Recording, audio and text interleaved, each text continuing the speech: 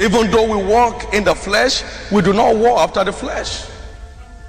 For the weapons of our warfare, they are not carnal, but they mighty through God to the pulling down of strongholds, which includes casting down imaginations.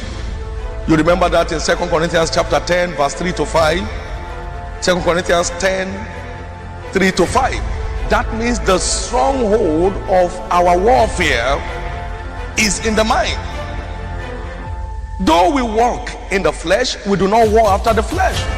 For the weapons of our warfare, they are not carnal, but they are mighty through God to the pulling down of strongholds. 1, casting down imaginations and every high thing that exalts itself against the knowledge of God, and bringing every thought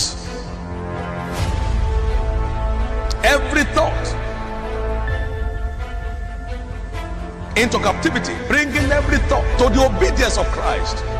Every thought. Now can you see, we're talking about our stronghold, the stronghold of our warfare.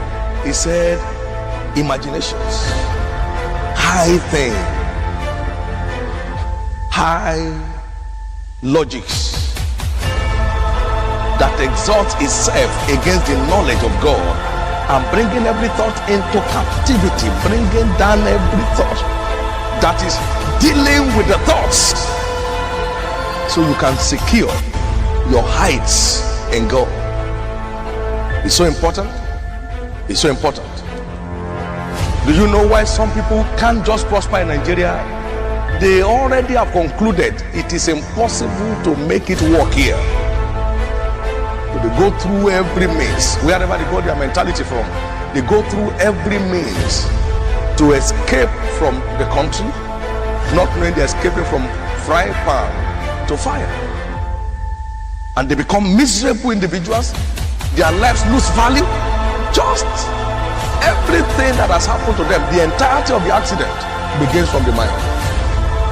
The weapons of our warfare, they are to be directed first and foremost in dealing with the thoughts issue, casting down imaginations, bringing down every philosophy of men, and bringing every thought into captivity to the obedience of Christ. That's the core of our warfare. That's the core of our warfare.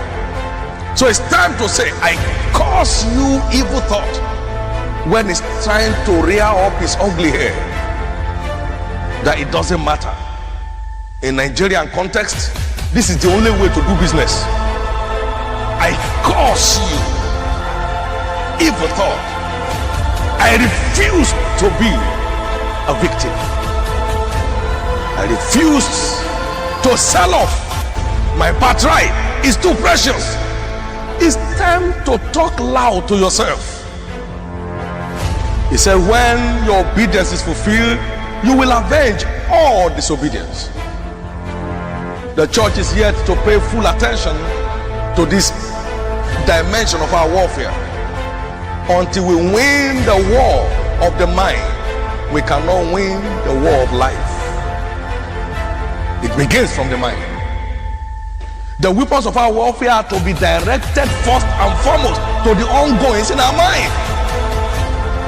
First and foremost to the ongoings in our mind. Until you overcome within, you cannot be an overcomer without. Your mind is the battlefield of your life.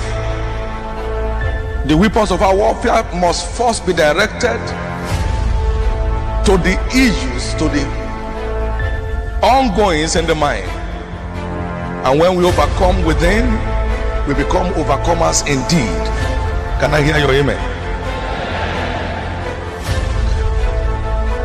Casting down imaginations and every high thing that exalted itself against the knowledge of God, and bringing into captivity every thought.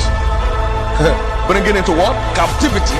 That is, capture every thought, compel it to obey Christ. Capture every evil thought and bring it into subjection to Christ. No, because he said this. I see you leading captivity captive this week. I said, I see you leading captivity captive this week. I see you leading captivity captive this week. I see you leading captivity captive this week.